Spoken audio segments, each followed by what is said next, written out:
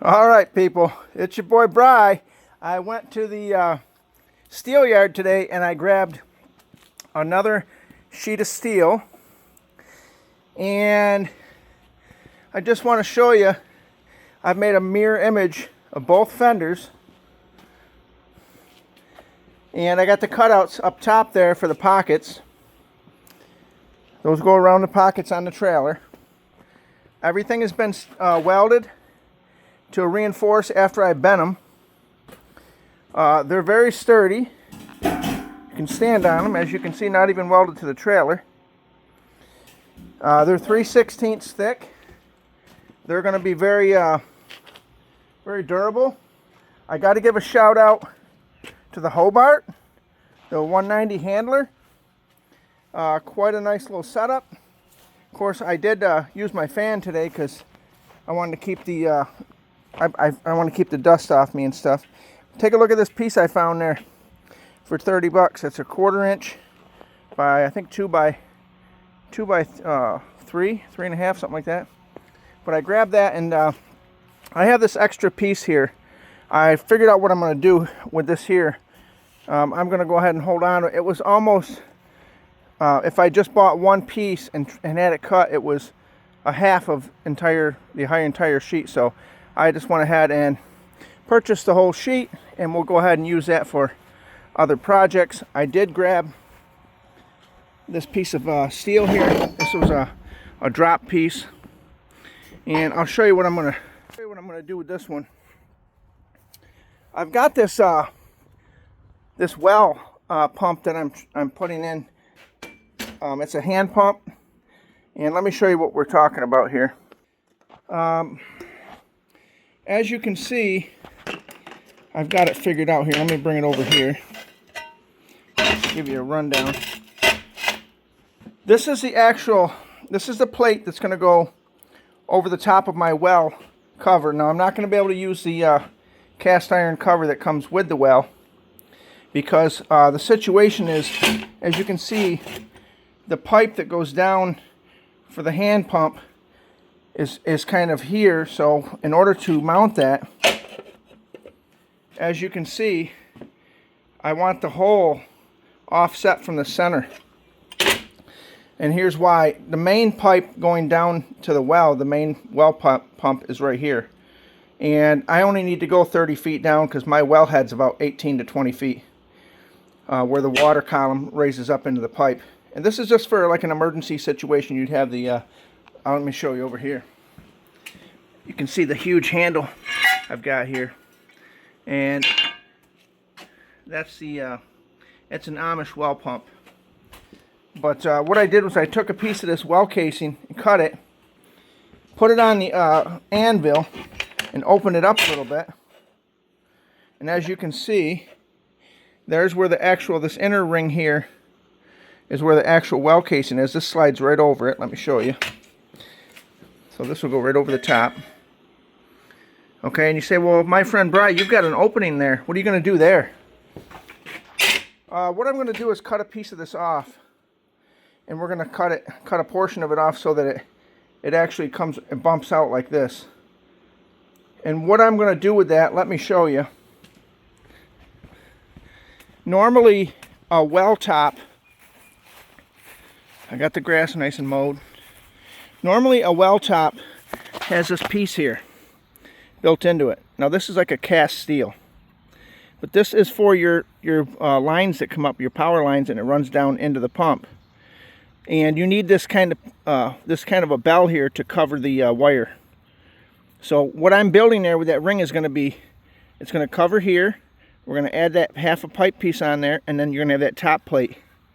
And what that's going to do is allow me to hook that red piece up and bolt it down to the plate. And this one's going to have threaded, 4 threaded pieces so that it bolts right into the top of the well casing. This is the extension I put on.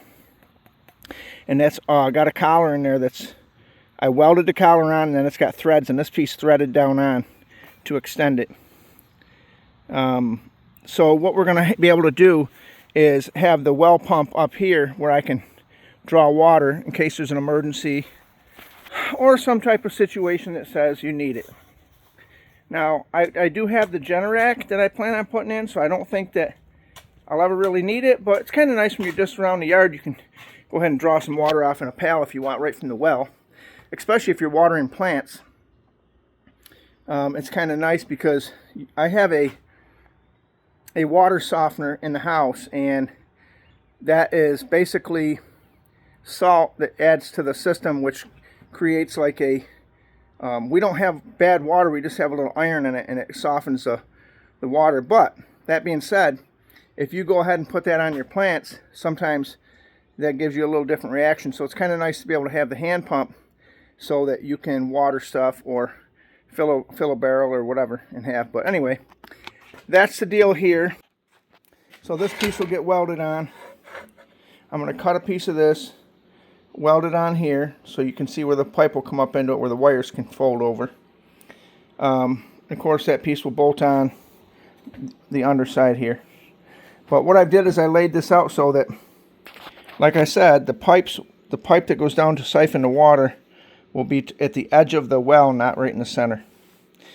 And that's the situation. So now that we've got these built, I'm going to go ahead and get the sandblaster out, and we're going to get all this mill scale off here.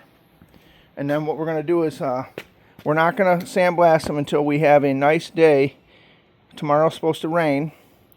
Who knows, maybe Thursday or Friday. If it's nice enough, I'll go ahead and get these sandblasted, and we'll put them in epoxy primer. And I just believe I'm going to go ahead and paint them that urethane black, just like the trailer. And then what I'll do is just take a flapper disc and clean up around where I'm going to weld. And then when I'm done, I can go ahead and just touch up the areas with primer and go ahead and repaint it. I'll probably shoot the whole trailer all over again when they're on. But as you can see, I wanted to at least get it sealed up for last winter. I didn't want the any kind of rust starting. So we're going to go ahead and get these on. We did dry fit them. They look absolutely marvelous on the trailer. Now, remember what I'm going to do. Let me get you've got to see the full effect here. Let me show you what I'm talking about. On each end, I'm going to take another piece of this diamond plate, and we're going to put it in. It's actually going to be up here, about like right there. And what that's going to do is tie into the sides of the trailer. This stays on. This gets welded into the box portion, people. So as the trailer tips, this will tip up with it. But what that does is if something runs into your trailer, it doesn't just bend your, you're going to catch hell bending 3/16, but it'll shuck it off. Whatever hits it, a branch or anything, it'll shuck it off, and it creates a triangulation actually, so it strengthens the corner of it as well. But we're very pleased with them. The uniformity, I double checked all my measurements and dry fitted everything before I cut them pieces out. I really like the diamond plate because it gives you a little bit of traction. And as I showed you earlier, you can stand right up on those. They're very sturdy. They're wide. They're actually a foot wide. And you say, wow, do you need them that wide? Well, yeah, you kind of do, because if you take a look, let's grab a tape measure, because I know you don't believe your friend Bry sometimes, and you think I'm just calculating things off of my memory, but what I'm trying to do is not have a Joe Biden moment. Let's do this. So they're going to go right in there. Now, do you see that, people? That's 12 inches. That gives you an inch outside the tire, and then you have an inch. You have an inch drop right there for the perimeter where I folded it over. And let me tell you something. I think I got to invest in a set of torches, because that was something, getting that MAP gas to.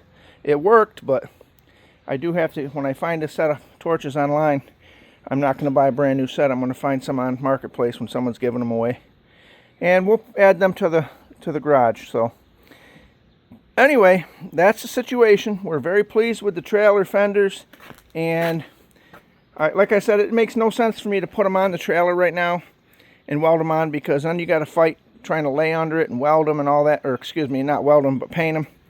So I will go ahead and get them fully painted, and then all I've got to do is come along the top right here and just stitch it. And I'm going to weld around them and then stitch it every 4 inches.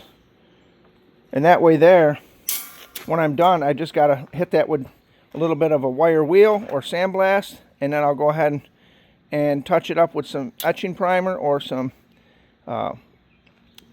epoxy primer, and then we'll go ahead and get the urethane. We'll go ahead and coat it again. When we do that, we'll probably paint the entire sides of the trailer so that it matches. But I know it's overkill, and I know it's picky to be like that, but your boy Bry really has been waiting a long time to get this trailer 100%. And let me just give you a little bit of advice.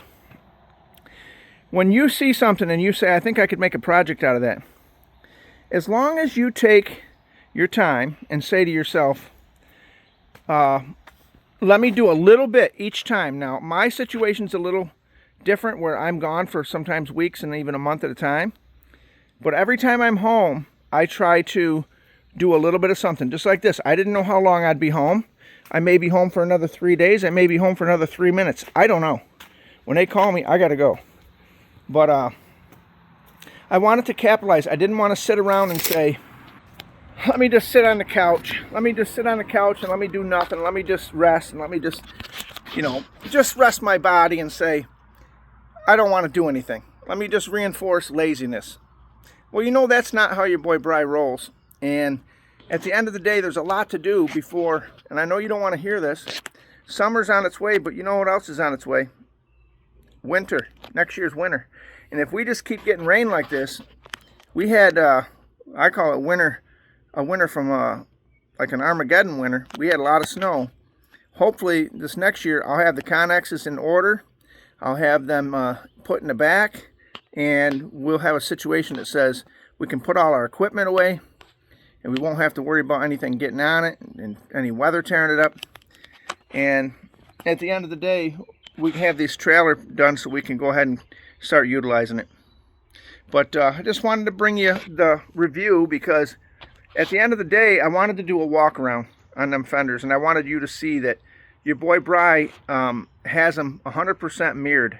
And the reason I actually definitely did measure the other side to see if it was off a little bit, but the upper box portion that I built it's within a 1/16 of an inch. I mean, it's right there. So we got them made, and we're pretty proud of them. I went out to Sherburne today. There's a steel company out there that I will no longer be going to Pacemaker Millar in Utica. Those people, they make it feel like every time you're in there, like you're bothering them, and hey, we don't want to take the time to even talk to you. Where this other place, I think it's called Steel. Hold on one second, because I've got to give you the rundown on this situation. I think I put my wallet in the truck. Let's take a look, because I want to be able to give you the full understanding of where I went. Let's see here. What did I do with it? Oh, I know, it's in here. Okay, right here is the receipt. Okay, and there's some good people over there. Let's take a look here. This is the name of the place. Steel Sales. It's in Sherburne, New York. And the situation says they're good people. They let you walk in and actually take a look at what they have. They've got a whole room full of drops, and if you don't know what a drop is, once they cut something off of something, the remainder of it is called a drop. So if someone needs 1 foot of a 4x8 sheet, sometimes you can go in there and you can find 3x8 or whatever piece of steel you need. And the scenario is you no longer pay the long limousine dollar, but you pay, I think it's 72 cents a pound. So if you need something, you can go there and they let you. They're very nice. They're like, go ahead, take a look, check it out. And if you really want, I'll tell you what something you'd want to do if you're interested in stuff like this. There is a young lady there that last time I was there, she took me around the whole facility and showed me they have water jetting services where they cut out stuff from a design. They have bending services. They have cutting services. They have fabrication. If you tell them what you want, they can actually build it. But, your boy Bry wanted to do this one exactly the way he did the other one because I wanted them to match. And I was going to have him put a 1-inch bend on it, but I'm like, no, if it doesn't look the same, that'll bother me. So I did it the same exact way. I used some cut-off wheels and I used the grinder wheels, and we got her done. We got her done right. So this your boy Bry. I've got to get on down the road.